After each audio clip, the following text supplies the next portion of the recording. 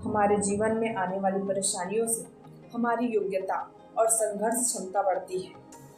जब तक हमारे जीवन में बाधाएं नहीं आती, तब तक हमारी प्रतिभा में निखार नहीं आता।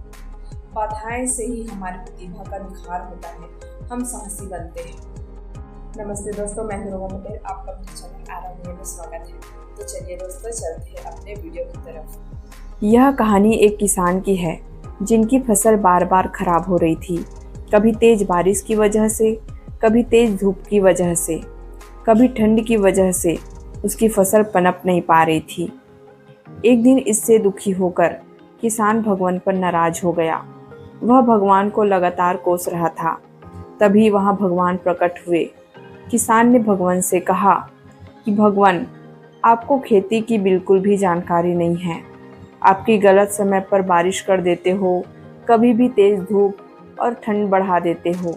इससे हर बार मेरी फसल खराब हो जाती है। आप मेरी अगली फसल तक मेरे अनुसार मौसम कर दीजिए। जैसा मैं चाहूँ वैसा ही मौसम रहे।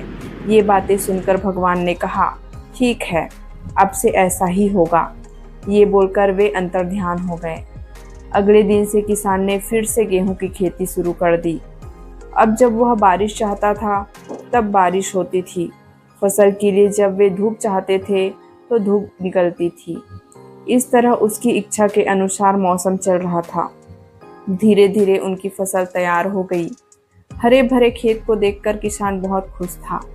जब फसल कटाई का समय आया तो उसने देखा कि फसल की बालियों में गेहूं के दाने नहीं थे, सब के सब खोखली बालियां थी। ये देखकर उसने फिर से भगवान को याद किया। भगवान प्रकट हुए तो इसकी वजह पूछी।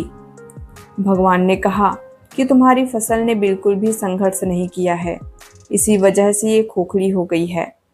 जब फसलें तेज बारिश में, तेज हवा में खुद को बचाए रखने का संघर्ष करती है, तेज धूप से लड़ती है, तभी इसमें दाने बनने की प्रक्रिया शुरू होती है।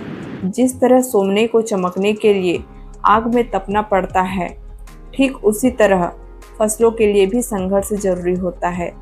ये बात किसान को समझ आ गई और उसे अपने भूल का एहसास हो गया।